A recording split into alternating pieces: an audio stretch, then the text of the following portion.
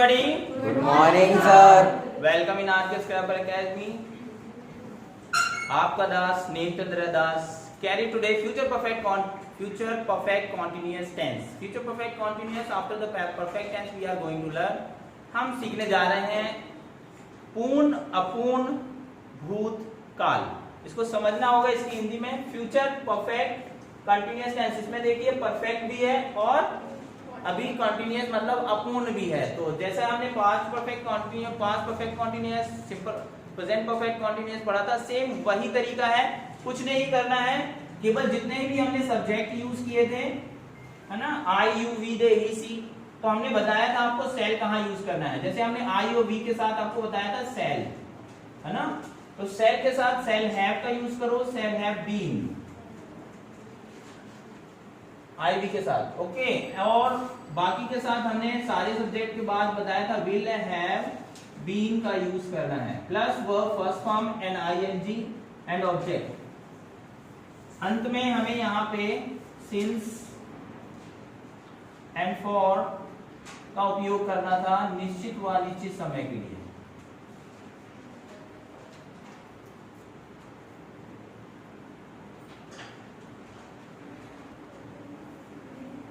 अब निश्चित व अनिश्चित समय के लिए हमने समझा दिया था आपको कि सिंस और फॉर कहाँ यूज किया जाता है.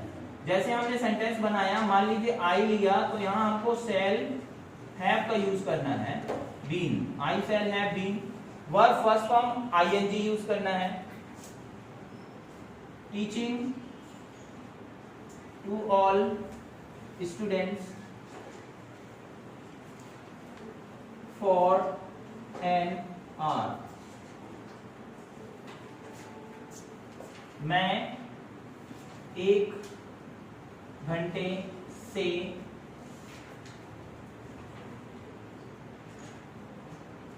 सभी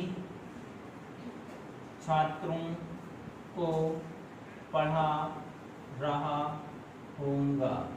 इसकी हिंदी वाक्यों के अंत में भी हमें क्या मिल रहा है? रहा होगा, रही होगी, रहे होंगे. जबकि हम यहाँ पे फ्यूचर कंटिन्यूअस हमारे पास था, जिसके लिए हम रहा होगा, रही होगी हम निकाल रहे थे. लेकिन अब हमें ये देखना है कि आखिर इसमें क्या चेंजेस था. इसमें केवल समय का चेंज है.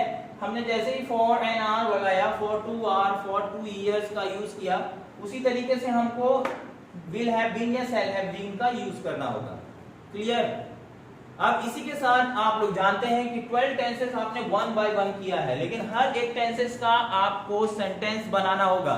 यदि आपने हर एक सेंटेंसेस की प्रैक्टिस 10 सेंटेंसेस बना के नहीं किया तो शायद आप नहीं बोल पाएंगे. I think and I hope that you will have to practise. इसके साथ साथ मैंने एक और स्टोरी सुनाई थी आप लोगों को कि एक बर्ड्स की, शायद आपने सुना या नहीं सुना. मैं एक बार फिर से रिवाइज करना चाहूंगा वो स्टोरी कि एक बार 3 बच्चे होते हैं, बहुत ही एक्साइटेड होते हैं, इंटेलिजेंट होते हैं, लेकिन वो क्या करते हैं, अपने फिलोसोफर, एक बहुत जानकार व्यक्ति रहता है जो हर सवालों का जवाब उसके पास रहता है, उसके पास जाते हैं. उसके पास जाते हैं तो वो सोचते हैं, मेक करते हैं, प्लान करते हैं कि हम वो चिड़िया लेके जाएंगे और उससे पूछेंगे कि क्या है. ठीक, उसे पूछेंगे कि मेरे हाथ में क्या है, हमारे हाथ में क्या है, और वो क्या आंसर देते हैं देखते हैं. यदि वो आंसर देते हैं जिंदा है तो मार देंगे, और अगर बोले मरी है तो जिंदा दिखा देंगे, है ना, बता तो पाएंगे. पहले क्वेश्चन का आंसर तो आसानी से दे देंगे कि क्या है. तो चलो चलते हैं, देखते हैं. वो पहुंच जाते हैं उनके पास, बोलते हैं बताइए महात्मा जी कि हमारे हाथ में क्या है. बोले बहुत आसान बात है, एक पक्षी है. तो बोले ये तो बहुत आसान था आपको बताना, लेकिन अब मैं आपको बताना चाहता हूँ, पूछना चाहता हूँ महात्मा जी कि इस पक्षी जो है हमारे हाथ में वो जिंदा है हमारा. थोड़ी देर सोचने के बाद महात्मा जी बोलते हैं कि नहीं, ये सारी चीजें आपके ऊपर डिपेंड करती है, आपके हाथ में है, उसे या तो मार डालिए या तो जिंदा रखिए. कहने का मतलब ये है कि अभी ये टेंस की शुरुआत हुई है. अगर आप ये सोचते हैं कि टेंस यहाँ पे खत्म हो जाता है, तो यहाँ से खत्म नहीं होता है, यहाँ से शुरू होता है, क्योंकि अभी इसकी बहुत लंबी जर्नी, लॉन्ग जर्नी, और इसको आपको जिंदा रखना है तो कंटिन्यू क्लासेस में बने रहना होगा. और साथ में कंटिन्यू हर एक चैप्टर्स को क्लियरली पढ़ना होगा और clearly 1 by 1 again and again आपको देखना होगा. यदि आपने देखा, उसको जिंदा रखा, तो ये आपके ऊपर डिपेंड करता है कि आप उसको जीवित रखते हैं या नहीं रखते। ये स्टोरी तो मैंने सुनाई थी। और साथ साथ में एक चीज और कहना चाहूंगा कि लक्ष्य जो है वो हमेशा ही ऐसे हाईएस्ट बनाइए जिसको पाने में थोड़ा समय लगे, और ऐसा लगे आपको कि आप नहीं कर सकते हैं तो आप फिर कर भी नहीं सकते हैं। मैंने हमेशा अपने स्टूडेंटों को ये चीज समझाया है कि अगर आपके दिमाग में एक बार भी ये बात आई कि आप नहीं कर सकते हैं, तो जिंदगी में कोई भी ऐसी ताकत नहीं है कि भगवान भी आ जाए ना सामने, उसके बाद भी वो आपसे नहीं करवा सकते। इसलिए आपके दिमाग में ऐसी चीजें आनी ही नहीं चाहिए कि मैं नहीं कर सकता।